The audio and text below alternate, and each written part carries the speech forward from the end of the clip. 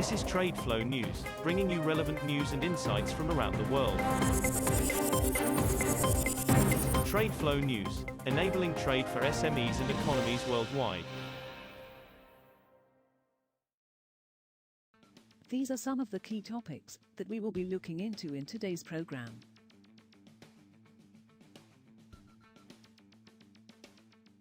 First, let's take a look at the overnight headlines which are impacting the commodity markets. U.S. crude oil refining capacity has reversed 2 years of declines and climbed by more than 100,000 barrels, to 18.1 million barrels per day, BPD, according to a government report released on Wednesday. During the first 2 years of the COVID-19 pandemic, processing capacity to produce gasoline, diesel and jet fuel fell 5.4% as lockdowns and work-from-home policies crushed motor fuel demand. When gasoline and diesel demand rebounded last year, diminished capacity resulted in sky-high fuel prices and record profits for the industry. In November, U.S. President Joe Biden accused oil companies of profiteering and called on refiners to cut prices and reinvest profits in new output. Oil futures dipped on Thursday amid demand fears after the Federal Reserve chairman hinted at further interest rate hikes, while traders awaited official U.S. inventory data following an industry report that showed an unexpected draw in crude stocks. Brent futures fell 20 cents, or 0.3%, to $76.92 a barrel at 0400 GMT, while U.S. West Texas Intermediate, WTI, crude futures were down 19 cents, or 0.3%, at $72.34. The benchmarks had gained $1 a barrel in the previous session as U.S. corn and soybean prices raced to multi-month highs, raising expectations that crop shortfalls around the globe could lower biofuels blending and increase oil demand. Moving on to the top news in the energy sector. Offshore oil and gas exploration spending will increase more than 20% globally this year, and the growth will continue into the next, oilfield services firm SLB said on Wednesday. Offshore is experiencing a renaissance, with significant breadth and anticipated durability, SLB Chief Executive Olivier Lepoy said at the J.P. Morgan Energy Power and Renewable Conference, according to a draft of the speech posted on the company's website. SLB, the world's largest oil services and equipment provider, said it expects to see a long tail of activity with 65 lease rounds concluding globally this year, in addition to several countries awarding leases through open-door policies. Muted increases in U.S. oil production and cuts by the OPEC Plus producing nations group will limit crude supply in the months ahead, pushing up prices, an executive at U.S. shale producer EOG Resources said on Wednesday.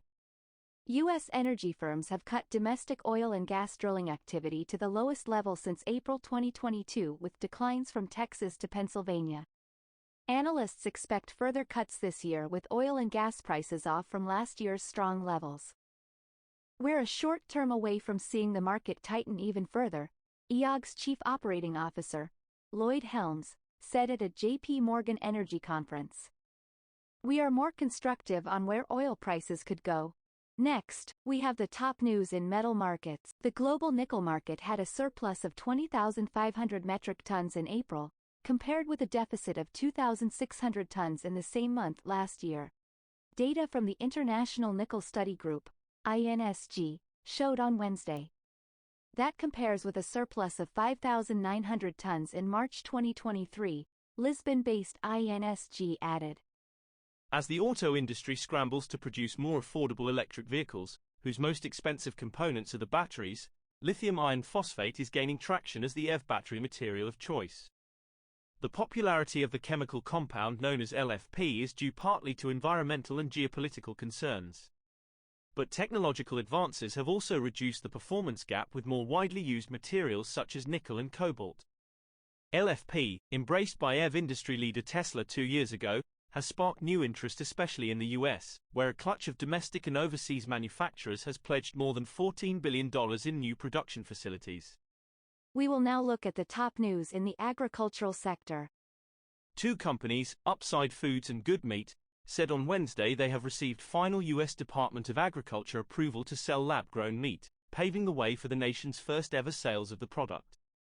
With the approvals, the United States will become the second country after Singapore to allow the sale of so-called cultivated meat, which is derived from a sample of livestock cells that are fed and grown in steel vats. The companies are the first to complete the multi-step U.S. approval process for cultivated meat.